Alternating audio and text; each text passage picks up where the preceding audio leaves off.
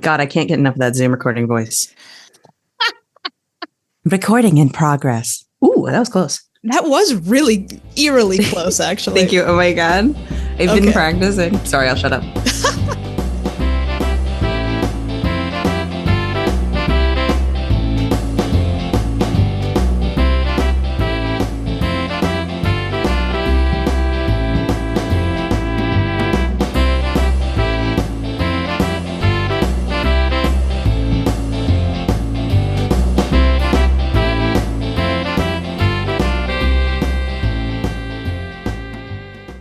And welcome back to the No Premise Podcast, the podcast where you can't come in with any expectations because I don't plan these out.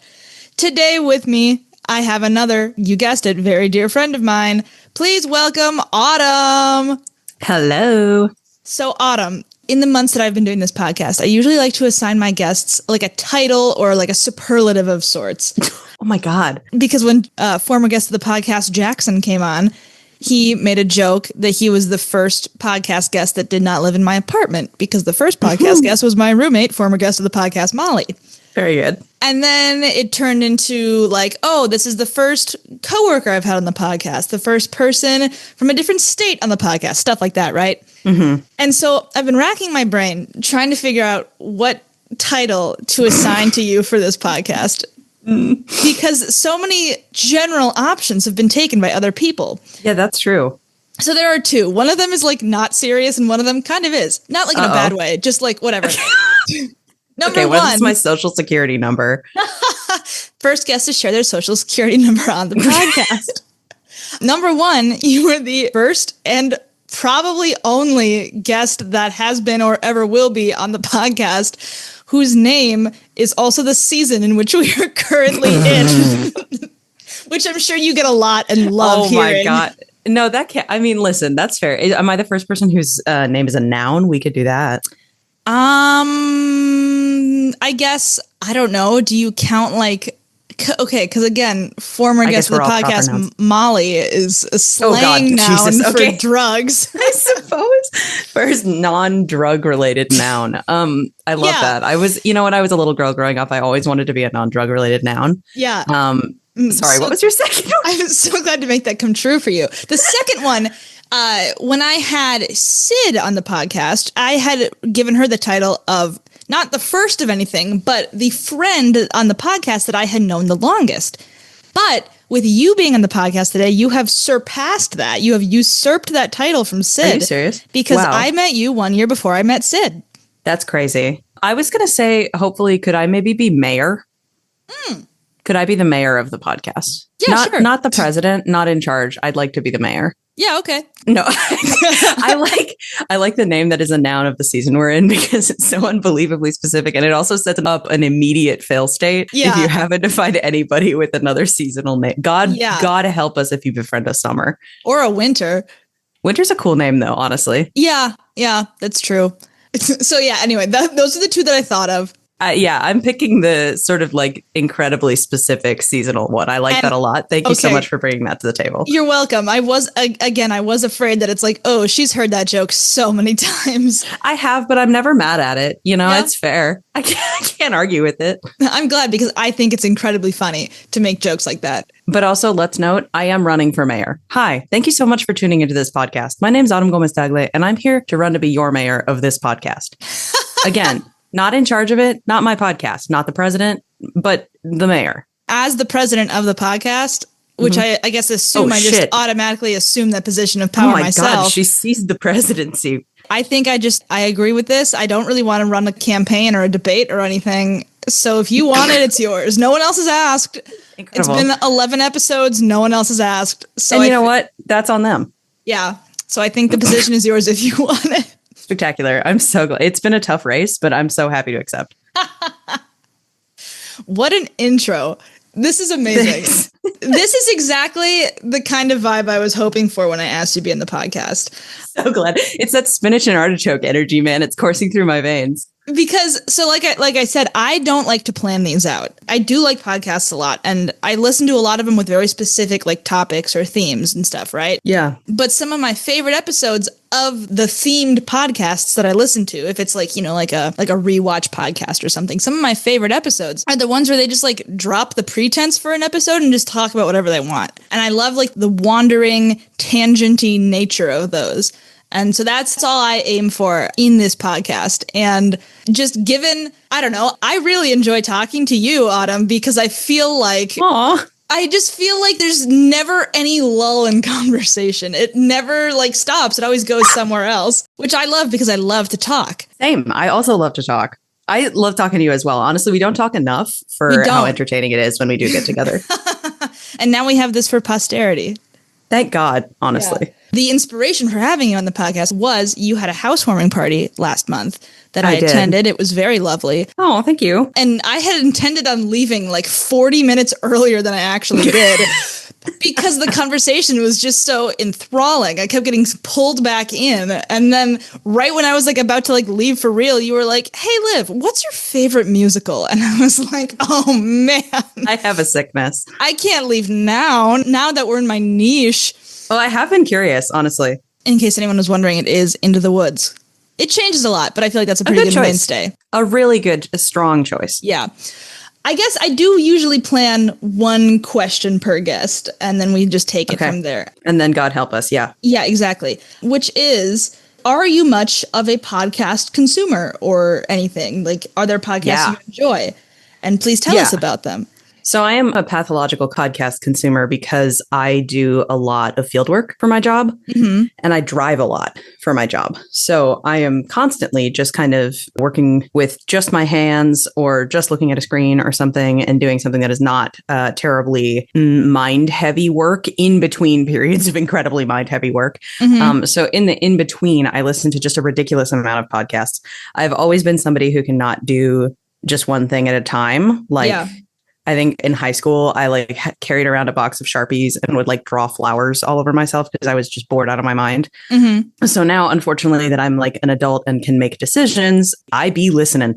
I do love music. I am like, I really love music, but I have learned that I cannot listen to music and drive because I get too into it. I like space out. I'm like picturing a music video in my head and I'll just drive clean off the road. So I have to listen to podcasts. And I totally agree with what you said earlier. I really like the ones where people kind of just talk to each other. I mostly listen to comedy podcasts. Yeah. I know I could be bettering myself. I get that it's my one wild and precious life and I could be like improving myself as a person. I don't care about that. I want to hear some silly, goofy jokes. So I listen to a lot of garbage and I'm kind of proud of it. Yeah, no, I get that. A lot of the comedy podcasts that I specifically listen to are like improv podcasts too. Oh, fun. So they're just like so wild and crazy. Like today I was listening to an episode of my favorite improv podcast and it was like there's this married couple living in this gothic manor and their daughter is about to turn 15 and it's in the prophecy of the bloodline that the one who marries into the family on the eve of their oldest child coming of age has to like go through the manor and find like 10 birds or something. Jesus Christ. It was so stupid and so good. That's so powerful. Okay, you're listening to like beautiful, beautiful improvisational fiction. I'm listening to like brothers reviewing the newest like McDonald's cash grab. Like I'm truly listening to garbage. I mean, I love this. I've got my fair share of that too. But I don't know, the improv space is, and I'm not even like, I would never do improv, I don't think. As much of a theater kid as I am, I never really was drawn to the on-stage portion of theater kidness. Yeah. So I auditioned for an improv group in college. I was always like, oh my God, I love improv. I auditioned for an improv group. And it was my first time doing improv with people that I didn't know already. Yeah. And people that I didn't like have a rapport with. And I bombed like I've never bombed in my life. And I immediately realized that I don't think I'm good at improv. I think I'm good at making people who I like and know laugh. I don't think I'm good at the craft of improv. I have such incredible respect for people who are, though. It's so difficult and so cool to watch. In high school, you and I were in a theater class together senior year. And a lot of that class was just playing dumb theater improv games and like calling it learning. And like, you're right. Like that was fun because it was like, oh, I know if I say certain things to this group of people, we'll all laugh and I'll get like a really good, like, you know, response to it or whatever. But I don't think I could do that in the wild. Absolutely. And I think when you know somebody well, you know how You know their timing, you know their pacing, you know the types of things they tend to say, the delivery they tend to have. When you're with an absolute stranger, you don't know each other at all, and there's like a period of getting to know one another. And I will say, to perhaps my own credit or defense, you don't usually do an improv show with absolute strangers, right? Yeah. Like I feel like people have their troupe, another troupe, their group, whatever. I don't know, but I think troupe is the right word. you know, their comedy troupe of whimsical fools. But yeah, it's cool to watch. I love it a lot. I listen to a lot of, not a lot, a single D&D podcast as well, which I think is very similar. It's an improv performance kind of, but a little bit different, right? Because it's collaborative storytelling. Yeah. Are you a D&D person, Liv? I feel like it's something that I should be, but I just I can't do get too. into it. Have you ever DM'd a game or have you just been a player? Because I feel like you'd really love DMing. I have only been a player. I have tried in a couple of different situations and stuff. You know, we've got like our group chat friends and whatnot. I've played with them a couple of times in a couple of different ways. I've played with some other people a couple of times. I own a set of dice, but just for some reason, I don't know. I just feel like I can't get into it. I love it a lot, but I'm not big on like the big emotional role playing. I really do feel it more as a fun little improv game for people. I love a lighthearted group. I played a little bit in college, and now I like watch a lot of these D&D shows that are popular, right? Yeah. I assume we're not like name dropping these shows. I mean, you can do whatever you want. I mean, that's fine. If it's like are you talking like Dimension 20? Well, yeah, my partner's really into Dimension 20. I like it a little bit. I actually, okay, so here, I'm coming out of the closet, guys. I'm a huge McElroy family fan. Like, do you remember My Brother and Me from like, 10 years ago? Yeah. Yeah, they haven't stopped making that show. And I've continued to listen as well. So I'm like deeply on that train, and they have a Dungeons and Dragons podcast as well that I find delightful. So yeah, I pretty much just consume their various podcast media products, and I'm like trying to branch out, but really on that train right now. I think for me, I think the problem with D&D, and maybe I would be more inclined or I would like DMing more. Again, it's the fact that I was never really an actor theater kid. I just liked being in the theater space. I don't like the role-playing part. It makes me uncomfortable. Yeah, it's weird. I'm not great at it either. They're like, oh, what does your character look like? I'm like me, but in old-timey clothes.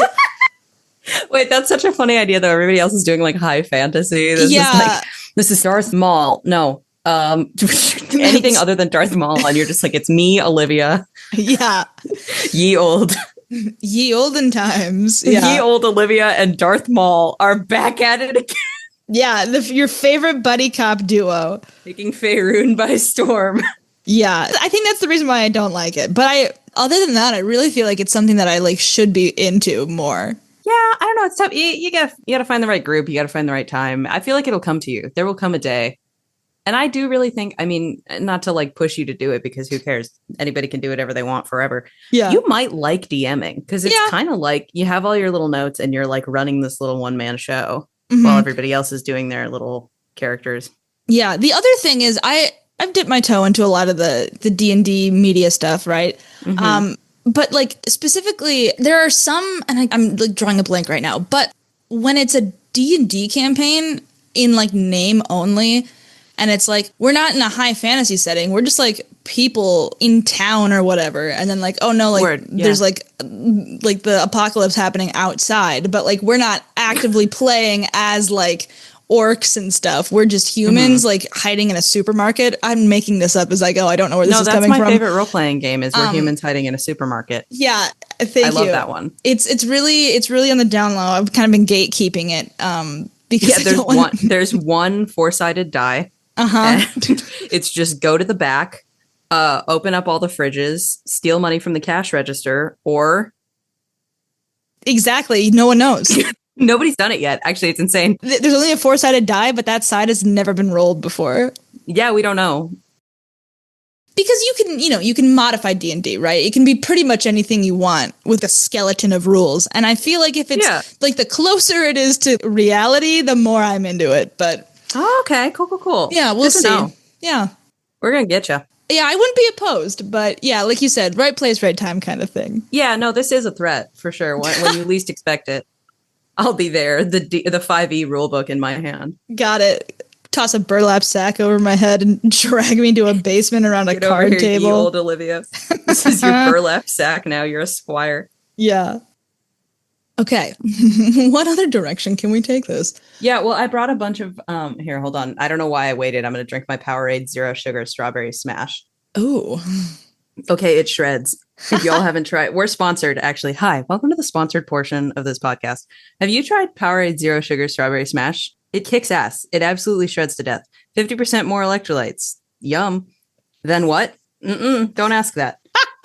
Recycle me, the bottle says. There will be actually a recommendations portion at the end of the episode. Stop. Oh my God. Wait, I have so many recommendations always. Perfect. I'm so glad. Okay, how about this? I'll tell you about something that I have written down that if I ever need to do a TED Talk, like in a pinch, if something goes terribly wrong in my life and I'm asked, quick, nobody else is here to do this TED Talk. You, strange looking girl with long skirt, would you like to do one? I know exactly what I'd do. Do you want to hear it? Yes, desperately.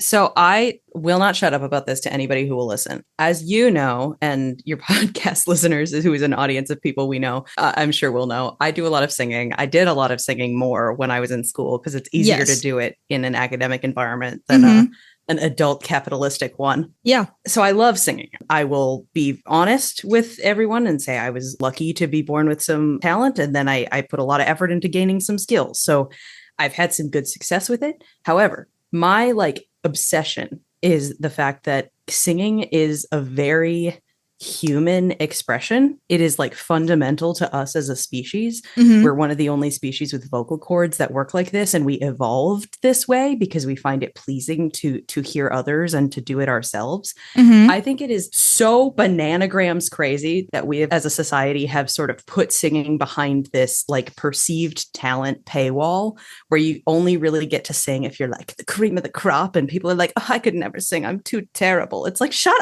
up. Yeah, we all get to sing. Not that everybody has to, right? Because I'm not a dancer. I don't love dancing. It doesn't matter. I don't have to. But I think there are people who would legitimately get a lot of joy out of singing who don't do it because they feel like they're not good enough to do it. And we as a society have made it a skill thing instead of a joy and expression thing. Oh, yeah. And that's why as your mayor, I am going to do mandatory Wednesday night karaoke and everybody has to go. All right. Did you ever get into singing? I know you're more of a band kid, but do you ever I don't know, do you find it something enjoyable? It's interesting that you bring this up because one, I 100% agree. I never was a singer in a structured capacity. I guess I did church choir once when I was 8, which was only because my sister also was doing it. And my parents were like, you should do that too. And I'm like, okay. But it is something that I enjoy. I love, again, I'm a theater kid. I love musicals. I love singing around the house and stuff. Yes. Honestly, weirdly enough, and I've never had the thought oh, I'm such a bad singer, but I'm I am just not a singer. I'm not in choir, right? So I just, don't sing to people or whatever. But I honestly feel all the years of singing in the car, singing in the shower, around the house doing chores, pulling up a karaoke track for Dead Mom from Beetlejuice because I feel like it. Weirdly enough, I feel I have put in the hours and I feel I've heard myself improving in the silly little way that I sing to myself. Totally. I bet. Which is kind of crazy because it just goes to show that if you do anything for long enough, it'll get better. Yeah, right. My dad told me once when I was still living at home, because he would work in the basement and I'd be upstairs and I'd be just bopping around doing chores or just sitting and chilling. And there were vents in the house that you can hear depending on where you were and stuff. And he told me once, I like that you sing to yourself because it means that you're happy. Oh. And I have always just really enjoyed that sentiment. And also my dad does not have a good voice, right? But he's also always doing the same thing. He's singing silly little songs he makes up, usually to make my mom or me laugh. He'll sing in church, but he's also always doing the same thing. And he'll be the first to tell you he can't sing, So I agree. It should be more about joy than it is about talent because I feel I've seen that firsthand. That's amazing. I'm so glad to hear that. See, I had this inkling that you might be somebody who would like doing it, and I'm just so glad to hear that. Yeah. But I also think, not to get too heady with it, this is the kind of stuff I think about obsessively when I'm by myself, but I think the way we value people's artistic production too is so interesting and so antithetical to the concept of creating things, right?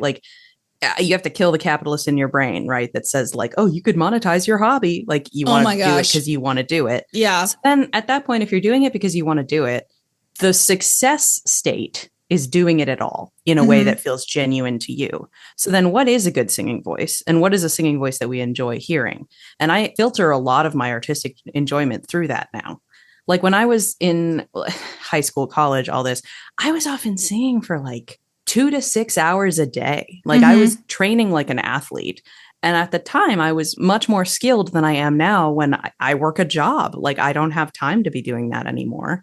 And I also, after I had a family member pass who I had done some musical stuff with, and after he passed, I found myself not able to sing in falsetto anymore. I didn't for like probably a year. I wasn't able to. So I had to just start from scratch, completely unable to sing, could only sing in my chest voice, didn't really know how to do that because I hadn't ever done it before, and just be absolute crap at it and have to like really get okay with, this doesn't sound good in the way that I used to like sounding, but it sounds different and I'm having a really good time. So like maybe this is something. Yeah. I think everybody should be able to do that. Like the only reason I was doing it at all is because I was already used to singing. I was already used to producing this creative product.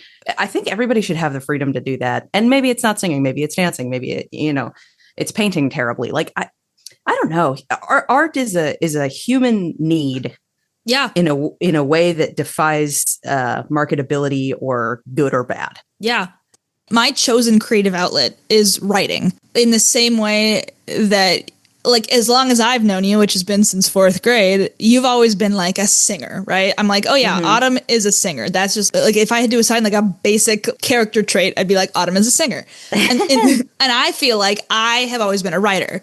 And they always say 99% of the people in the world who want to be writers never actually start writing. So even if you start writing and you don't do anything with it, you're already better than 99% of the people out there. Wow. So, and maybe it's not 99%, but it's some metric, and it probably is also like a fake metric or whatever. But it's the point is like, so many people are like, oh yeah, I have a great idea for a book or a movie or whatever, but then they never actually do anything about it. And so even the people who write a manuscript or a film script or something and then leave it sit in their desk for 2 years and don't touch it are already further along in their creative pursuit than the people who just don't do anything at all. That's such a cool way to think about that too. I very much struggle with getting mobilized, and I'm somebody who deals a lot in ideas and hypotheticals and has to like, come back to earth and do something about it, and find that very difficult. But it's cool to just be like, even the first step is a monumental success. How cool. I was just telling my partner earlier today, I admire so greatly about you that you have never stopped engaging in creative output. Like I always hear about something you're writing. I mean, we're on a podcast that you're doing right now. Yeah. It's just, I admire it so much about you. It's such an incredible quality and frankly, very inspirational. Thank you. I don't know how to stop. That's so cool, dude. Like, good for you. I have always been the kind of person. Okay, let me back up. I've always kind of surrounded myself with creative types. Yeah. And I've had friends where we've had like a joke about, for instance, starting a podcast or writing a book together or writing a musical or something. And to them, it's always a joke. But to me, I'm like, no, like I'm down. I'm in. Are you coming to my house this weekend so we can start? Like, God, that's cool. I will do this with you. I don't think you get how much I will do this with you. And it like never happens, right? It never comes to fruition. Sure. So I guess I'm like, I have to do it myself. I have to blaze my own trail. That's amazing. So yeah, I have always been the most game person when it comes to stuff like that. I think I was for a time too. I do think capitalism has beaten me down a little bit, but yeah, unfortunately, as it does. God, it is. You know what? This week I had the unusual circumstances in which I was supposed to take a flight to visit my grandparents, and it was canceled because of the air traffic controller shortage due to the government shutdown. Yeah. So I was at home, but I had already had all this PTO requested. So I worked half the week and I took 2 of the days off, like Monday and Friday. I gave myself 2 3-day weekends. Yeah. And I found myself at the end of that first 3-day weekend it would have been Monday, getting like so motivated. I was like, I was making plans with friends. I like sat down, I wrote another song. Like I painted again. I was doing all this stuff that I'm always kicking myself for not doing. And I was like, man, what is this? I got to figure out what it was and harness it. And then I went to work on Tuesday and got home exhausted. And I was like, shoot, it was just that I had a day off of work is what that was. Yep. I don't know what we do about that beyond total societal restructure, but my God, do we need a 4-day work week? Yeah. Yesterday. I would even be okay. We talk about this at work a lot when we're on breaks on walks outside of the office. So it's no man's land. Yeah. And you've left all your devices and you've shaken each other down and checked for bugs. Yeah, exactly. But we talk about the 4-day work week a lot. I feel like I'd even be okay with a 36-hour work week where we do half-day Fridays. Like, just that little bit of extra time. The perfect weekend has to have 3 parts to it. Yes, Liv. You need a day to get all your stuff done, all your chores and all your errands. Yes. You need a day to do something social, and you need a day to do whatever you want. I say this constantly. And you can't do all 3 in 2 days. And you know what? There is some old Labor Party propaganda from back when they were developing the 40-hour work week that was something about like 40 hours for work, 40 hours for home, 40 for what thou wilt, or something. Or no, I'm sorry, 4 hours for work, 4 hours for home, 4 hours for what thou wilt. It was about like the perfect day. Yeah. We have lost sight of that so deeply. And I think that is so crucial because we forget that work in the home is also work. Yeah. I do work at work and then I come home and I'm in this wonderful egalitarian partnership in which we both then have to do housework. Yeah. It still exists. Like it is crazy. And there's no time for me to be, flitting after a creative fancy. And there are trade-offs, we get to choose financial comfort and this, that, and the other thing. And I do love my work. It's, sort of an activism role. I do love it. But golly, does our country lose out on some spectacular art and culture just because of a poor values decision? Yeah. Yeah, that's it. I can't add to that because I agree. I'm sorry. I don't mean to bring your podcast down either. I mean, not at all. As the mayor, I have to think about these things because when I'm making policy decisions, I have to remember I need time to do my laundry, me, the mayor. Yes. And as the president, I probably should be thinking about them more. Yeah. Hey, Madam President. Hey, can I talk with you over here in the corner of the podcast? Everybody else, just wait like a second. Hey, Madam President. Yeah. What the hell, man? What the hell? We're working so much, dude. I know. Also, where are my taxes going? I don't know enough about political infrastructure to riff on this. I'm sorry. Sorry. It's very fun, but I feel like I can't contribute in any meaningful way. I was asking you, Olivia Kroner, what you were doing with the mayor's tax dollars. Yes. To be clear. Yes. No, I understand that, but like even I don't understand the general concept of political infrastructure to even make a joke about where they might be going. All you need to understand is that in this country, mayors pay taxes to the presidents. Okay. In this country, the United States of America, our mayors all collectively are paying our taxes to the president. That sounds right to me. Yeah, it is. So your TED Talk thought had me thinking. Yes. And I was like, I feel like I have a note on my phone or something where I wrote down topics for TED Talks or something of the like. And I bet your notes on your phone are banging of all the people. They're crazy. Like Mine I have too. So many lists. Should we go through the notes on our phone? Sorry, you were talking. I'm out here doing journalism on myself. No, I like that better. But let me just finish my thought. Okay. So I don't actually have a list of things I would talk about for a TED Talk, but I do have a note called Things to Talk About If I Ever Became a Stand-Up Comic / Go on Jimmy Fallon. This is so brave. I can't believe this is so vulnerable. And most of them are about elementary school phenomena. Wow. Like, for instance, why are 4th graders so obsessed with pedometers? Why are 4th graders so obsessed with rhythmic clapping during any talent show school performance? Guy whose only interaction with the human race is through 4th graders. Why can't you go to an intermediate school concert without one student sitting out due to a foot/leg injury? Like they're all. Oh my God. Like, but am I wrong about any I don't of think this? you're wrong. That's so crazy. Your mom teaches, right? So you're probably like seeing kids here and there. Yeah, she retired this past year, but right, I do remember. Congratulations to your mom. Thank you. She will listen to this. She is, however, she did get roped back in for long-term subbing. I can't believe this because of an unfortunate incident with a teacher quitting.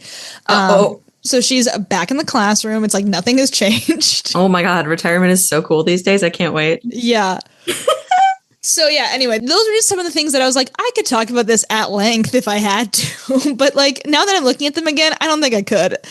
That rhythmic clapping thing, I don't think has much to stand on besides the point of so specific. And I don't know that I've ever experienced that, but I'm so enticed by the idea. in elementary school when we would have Christmas concerts or whatever, you always had the concert at night for the parents, but then you also had the concert during the day for the rest of the school. Yes. Oh my God. Right. I always forgot. Jesus. And so, okay. To part the curtain slightly. And okay, I didn't want to bring it up, but you can if you want to. Yeah.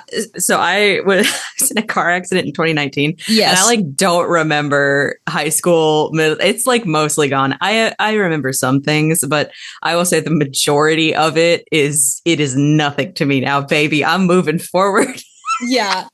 Which is great for you and your mental capacity. But also, probably. I was like, I've known Autumn since 4th grade, but she doesn't remember most of that. What are the things I can talk about? Go to town. But yeah, no, I'm also trying to live in the present, That's how it goes. Yeah. But every time that we were at a school function watching a concert, because it was even the elementary school that we both went to was divided into elementary and intermediate. And so 5th and 6th grade was its own separate part of the school. So we would still have to go watch the 5th and 6th grade concerts, even if we were in 3rd grade and stuff. And I just remember it was a Christmas concert or something.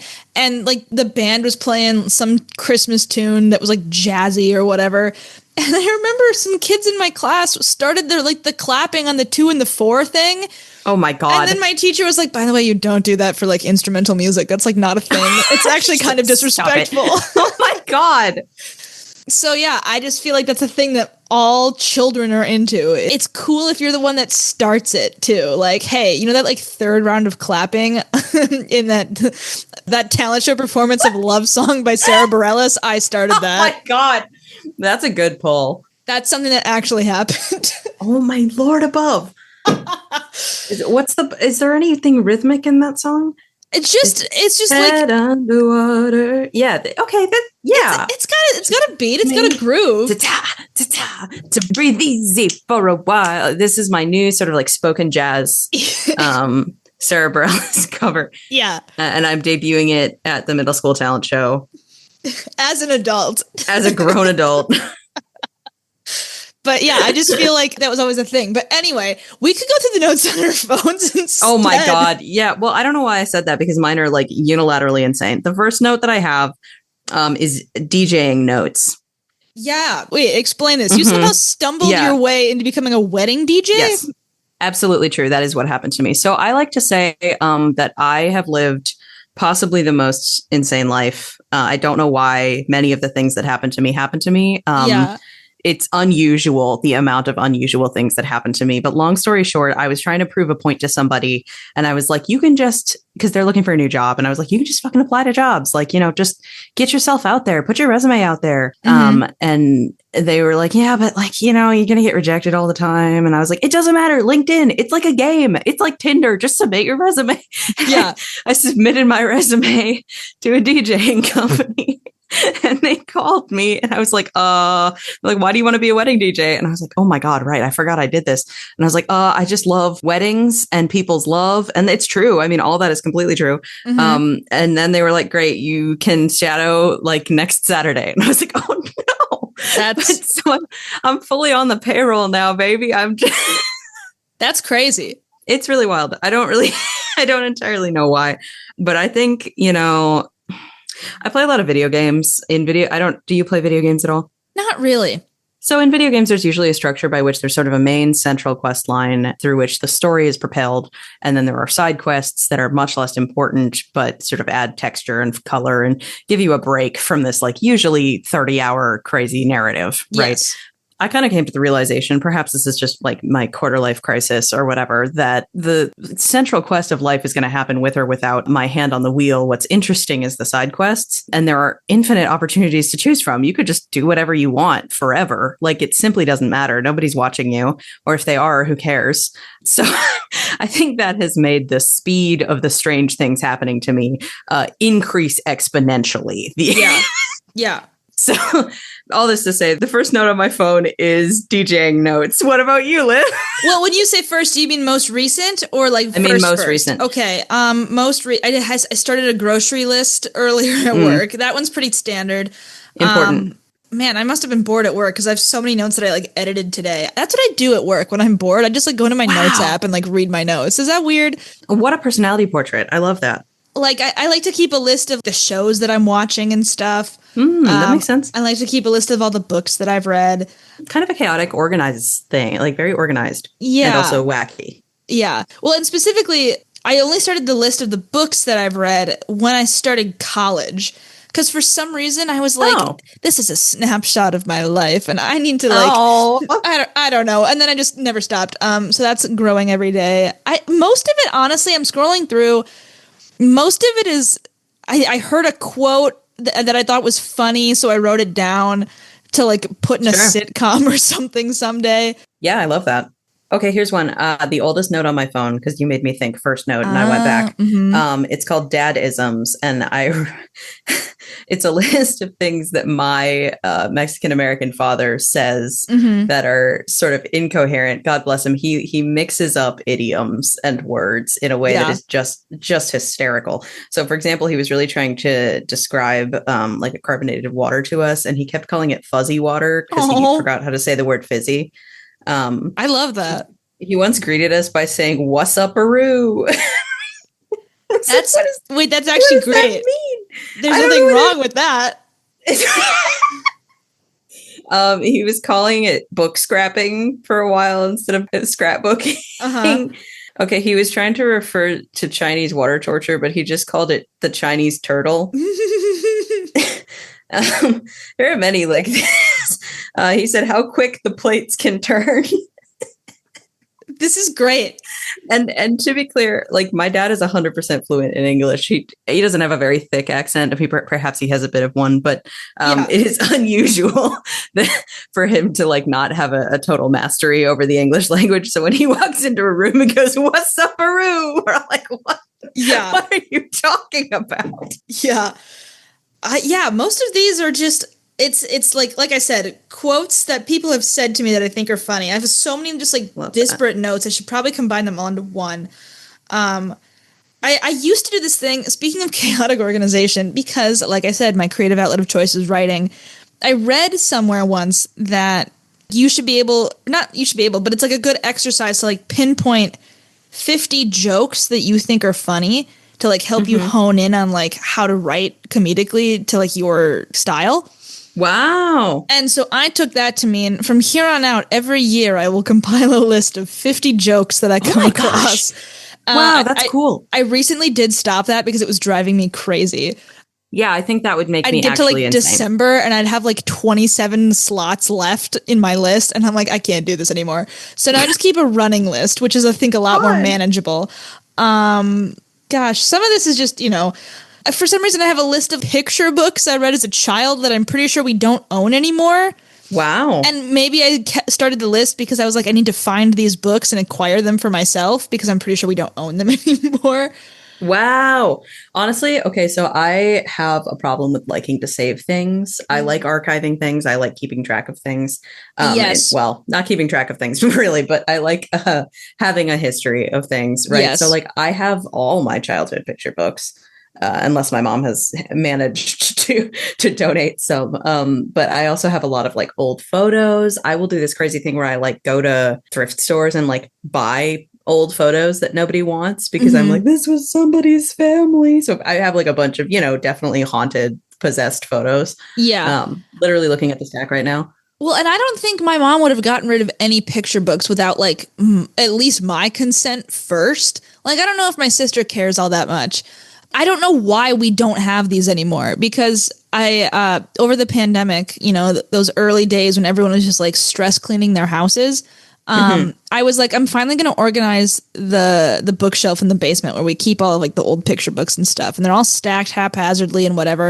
And I spent like an entire day like organizing them and putting them back on the shelf in a nice order. And I was like, where is this one? Where is this one? And these were like beloved books that I don't think we would have just gotten rid of haphazardly or like lent to anybody. So I'm like, there's something afoot here as to why we no longer have The Adventures of Snail at School. Oh, yeah, there's some childhood books that are genuinely good, like probably hold up to this day. I feel like everyone's childhood book journey is so different, though. True, like, very true. I really feel like there's not, I guess, beyond like the blockbuster picture books of like, I don't know, everyone probably had a Curious George book, right? Like, but even then I'm not confident saying that everybody read Curious George books growing up. And that's something that like relying on TV for children's education is perhaps taking from us. I still think it's great. Like love some Sesame Street, love some Mitch Rachel, go with God.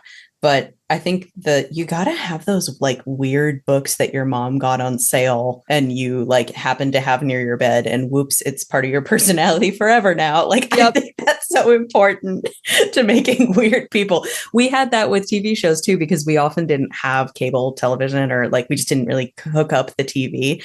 But my grandma would mail us VHSs of TV shows she recorded for us. Wow. So there's like a really short list of like Mr. Rogers, Franklin, Bear in the Big Blue House, but like the ones we had recorded.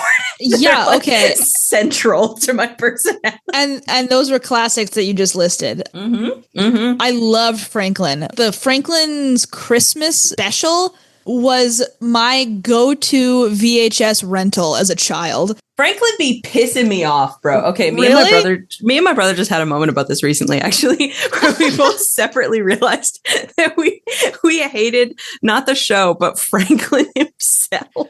Oh no! Because we felt like he constantly, whenever presented with the opportunity, makes the wrong decision. And I think that's the point, right? So kids like learn, you can make mistakes and be, we're all imperfect. But we were just like, this kid sucks.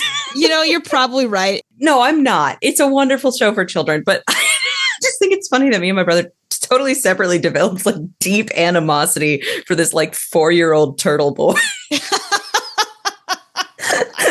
So I'm sorry to laugh at like your favorite show. It's wonderful. No, it's very sweet. That is okay. That is okay. Because like I said, I have not seen Franklin in any capacity in a very long time. However, I did find the Christmas special was like posted to like the PBS Kids YouTube channel last year.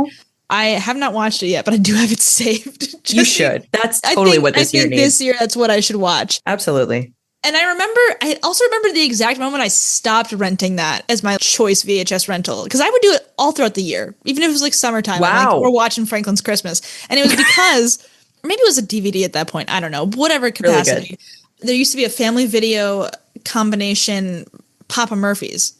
Oh, yeah. I know the exact one you're talking about. Yes. And it is no longer structured like that, which is a horrible bummer. But it's really wacky, though. Yeah, we would, go order a pizza, and then when they're making the pizza, we go pick out DVDs. And I remember I picked out Franklin's Christmas, as I always did, and we got home, and my mom put it in the player, and like it must have been a disc, because I think the disc was like scratched and it wasn't playing properly. No.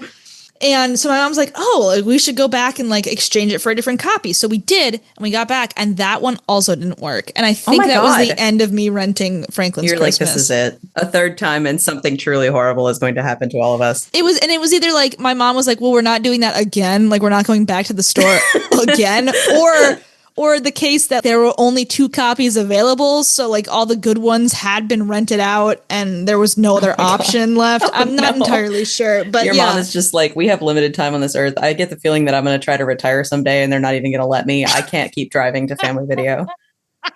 Yes. This cursed triangular Family Video. Yeah. I drove by that place during the pandemic and they had a sign that was like, we have CBD THC vapes and we have COVID-19 vaccination. Yup. And I was like, what is this business? It was a wild time to be a combination Papa Murphy's Family Video. Seriously, I have this incredible brain sickness where I desperately want to live in one of those buildings. Like, I really want those stupid Dollar Generals that keep buying them to go out of business, and then I can buy one and make it my horrible house. Interesting. Because it's got all those big, like, glass cubes. Yeah. I love them. They're so weird. The glass cubes are nice. It's not even that I think they're nice. I see like a store or a building that is not something that you should live in. And I'm like, wouldn't that be a fun house? Just a big room. But do you think that even if you had the money, do you think they'd let you live in it? Certainly not. Planning and zoning would not let anybody do that. Yeah, exactly. And also I just feel like you'd be, I don't know. I feel like you'd get like more people like invading your property that way. And that's why as your mayor, I'm getting rid of all planning and zoning. Hi, it's me, Autumn Gomez-Dudley, your mayor. Put a pool on your roof. I don't give a fuck. Get horses in that pool. Goodbye, planning and zoning. Put a pool on your roof and get horses in that pool. In that pool. Come and meet me at the family video, brother. Amazing. Well, you kind of alluded to it earlier when you were recommending your, what was it, Powerade Zero Sugar Strawberry Smash. Did I get that right? Yeah, you did. That's insane. I'd like to end these podcast episodes with a little recommendation corner, which started because, and I'm sure you are probably aware as a podcast consumer, most podcasts end with the people who make the podcast plugging themselves. Sure. Like, go follow me on Instagram, or like, oh, we're like going on tour, like buy tickets or whatever. But like, this is a podcast of normal people doing unremarkable things. Yeah. So I like to end each episode with a little recommendation of literally anything you want. What do you want the people at home to know about, to consume, to experience? Yeah. You can do as many things as you want. How long is left in this call? I'm going to take the whole time. I'm ready. I haven't gotten the 10-minute notification yet, so we are good. At least 10 minutes. I've been waiting for this my whole life. First of all, there's an artist that I can't stop listening to right now. But you know what? No, first of all, I am going to plug myself. Hi. I post singing videos sometimes, and I have a bunch filmed right now that I'm going to be posting on Instagram. So follow me. Oh my gosh, wait, do you really? I didn't know that. Yeah. Yeah, I've posted like one recent. What I do is I post them and then I get insecure and I delete them. So what I'm going to be doing is not deleting them. But yeah, I write a lot of songs and I've been recording myself. That's why I have this sexy, sexy microphone. So yeah, plug myself. Then more importantly, I'm listening to this artist right now called Victor Jones. I have the same sort of disease of media consumption that I feel chefs sometimes have with food, where they've like eaten too much delicious food. And now the only thing that can like get them psyched is the idea of poultry mousse or like some crazy, like the memory of an olive in a soup. I have that, but for music. So I love when music is like kind of wacky and just bizarre. There's this artist, Victor Jones, right now. I think he has a really fascinating command of language that he uses in a really simple and like not delicate, but impactful way. Love him. Really good. Interesting. You're going to hate it. I think most people are going to hate it. I can't get enough of it. There's so many interesting modifiers in that sentence. You made the mistake of letting me talk. I'm having a great time. Keep going. A second thing, everybody should try tres leches, the cake, three milks. It's it's like a sponge cake that they put a bunch of sweet milks over. It's delicious. It's sopping wet. We need to be eating more wet food, and tres leches is how I, your mayor, I'm going to make that happen for you. Hold on. I've been waiting for this moment my whole life. I think everybody should take a moment to put their phone down and stop using it. I have been using a lovely app called Finch, in which there's a very small bird in your phone that tells you to do like self-care things, except mine mostly says, hey, put your phone down, do something else. And I say, oh yeah, you're so right, small bird. And I put my phone down. Highly recommend it. I'm somebody who deals with a ton of chronic pain, and I have also been enjoying Warmies, these stuffed animals with beans in them. They're just like a heat pack, but it's a stuffed animal. Can't get enough of these little bastards. Yeah. They help with chronic pain. And like right now, I have a really flat manatee on my desk looking at me saying, hey, keep up the good work. And I think you, the listener, also deserve that. I love that. And that's where I'm going to stop, because otherwise I won't. And remember to thank our sponsor, Powerade Zero Strawberry Smash. Not the other flavors, just this one. Got it. I'm glad you had so many recommendations. This is notoriously a segment that I decided to introduce and then have been very bad at thinking of options of things to recommend every single time. I love recommending things. There are so many things and media and people that bring me joy. I'm so ready for this. I guess, let me think. If I just had to rattle some things off, and weirdly enough, before I even mentioned that I make so many lists on my phone, I was like, I should just talk about like the joy of making lists for the recommendation section. So I have never done that. You are really convincing me that I need to start. I love writing a to-do list and putting mundane things on it that I know I'm going to do anyway. And then I can like cross 4 things out at once, right? Like, so smart. On any given weekend, I might be like, okay, I'm going to exercise. I'm going to shower. I'm going to go to the grocery store. I'm going to XYZ. And then I'm like, okay, well, I'm probably definitely going to shower tomorrow. So like, that's easy money. Got to get that on there. And I won't want to shower unless I exercise. So that one I can cross off. And then I like getting it to the point where if I write the note on my phone, because sometimes I do them on like a Post-it note and then cross them off. But if I do it on my phone, I like getting to the point where I just delete everything off the note and the note goes away. Gorgeous. Love that. Which you would not know given how many notes I have on my phone, that notes do sometimes go away. I'm literally at 193 right now. I think I'm over 200. Yeah, I believe that. You make all these lists. Yeah, 216. Oof, no. And then I have 29 on my computer specifically in a different folder for some reason. I forgot the computer could also make lists. How foolish of me. Yeah. So I guess, making lists. I don't know. I like to keep track of things. And there really is like a tiny little like serotonin hit every time you cross something off. I think that might just even be like a proven thing. But totally believe that. Making lists is good. What else is good? I'm trying to like embrace November, which is historically a month I don't really enjoy. On account of how bad it is. On account of how bad it is, exactly. It gets dark early. It's been dark pretty much the entire time we've been recording, and we started at like 4:45. Yeah, it's bad. And, you know, it's also like leading into December, so it's cold, but it's not like fun cold because there's usually not a lot of snow yet, and there's no like Christmas season to make the cold seem more palatable. Big time. So I've been trying to embrace it more and be like, but you know what November's really good for? Getting cozy. Sitting under a blanket, reading a book, you know, like wearing a sweater, putting on thick socks. I'm trying to embrace that more. So I guess I would recommend, I don't know, embracing November, especially when it gets dark early. Like, it seems like it would be so easy to just like give up on like, all right, well, this day is shot, right? But there's still like things to enjoy. So can I tell you how I've been framing it? Because I'm a big seasonal depression girly, hate the wintertime.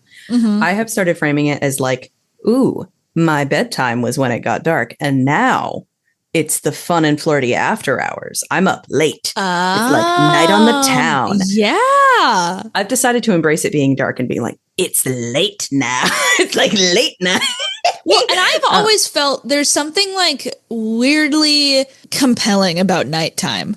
Ooh. I don't know why. And I am a day person through and through. I'm a morning person. I love the sun. But like, especially I feel like when it's warm out and dark. I remember I was driving home once. This was like years ago. I think I was playing in like the pit orchestra for like a community theater production in college. And I was driving home from rehearsal, and it was like 10 o'clock, and there was some construction going on the highway, but like they weren't working on anything because it was 10 o'clock. But like all the little reflective things on the cones would like light up whenever my headlights hit them. Sure. And I was like, there's just something like inherently cool about this. I feel like the world kind of like stops turning at night, and like anything can happen. And like, what if we were just like running down this highway with like, yes. Wait, okay, stop. What is the urge to run down a highway at night? What is it? Why do we have it? Oh my God, it's our deer instincts. Liv, no. Well, I'm shocked that you also feel the same. I've never really shared that with anybody. I'm just like, there's something so like magical about the nighttime. Like totally. Like, I don't know. I want to like crouch in the ditch like a raccoon. Yeah. And just watch cars go by and be like, hee hee, nobody knows I'm here. I don't know what that is. I guess my raccoon instinct. Yeah. Wow. And you know what? I'm so glad we learned a lot today. We did. This is an educational show. It really is. And that's what people don't understand, is that there's secret education in every episode. Let's see. Anything else I want to recommend? I guess not really. I'm surprised I came up with two things, because normally I can barely come up with one. And you know what? I actually have one final thing. Yes, and please. I'm going to really recommend. I've been deeply enjoying. I'm watching old episodes of a show called No Reservations, hosted by Anthony Bourdain. He was a journalist and a chef. And the show is he essentially travels the world eating food from different countries and different cultures with the people from those countries and cultures, often in their homes. And I find it to be an absolute balm to my soul, because he is a very crabby, very negative, cranky person who in all of these episodes is embraced with such warmth and embraces others with such warmth that he invariably has like a positive take on the whole experience. In a time when the world feels absolutely awful, we all work too much, we're all sort of alienated from one another, and this, that, and the other awful thing.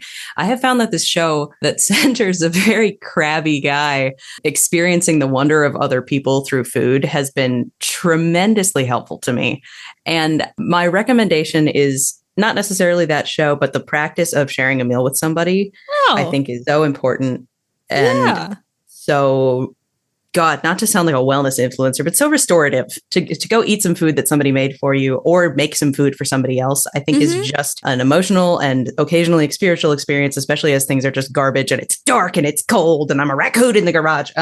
Yeah. I think go make some garbagey pasta and eat it with somebody you love or somebody you meet and have a nice time. Yeah, I agree. We were definitely the family eats dinner together at the same time every night family.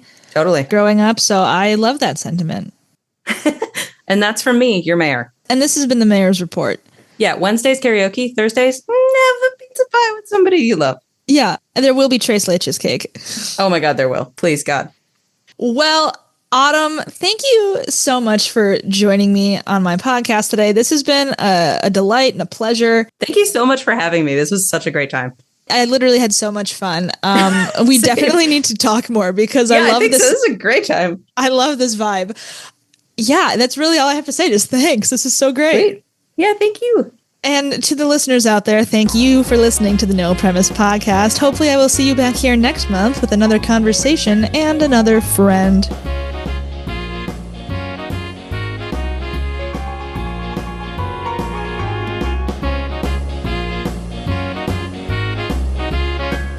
Thank you for listening to this episode of the No Premise podcast. This podcast is hosted, edited, and produced by Olivia Kroner, aka me. Music courtesy of Kevin MacLeod at incompetech.com. See you next time.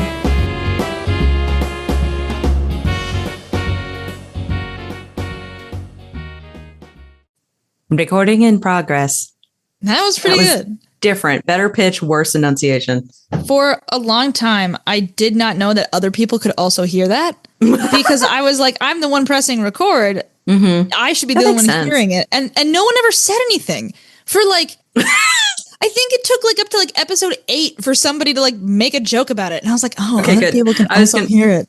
I was going to say, I'm glad I'm here to break your streak of kind and respectful guests. To just roast you for the functioning of a program that's out of your control. Yeah.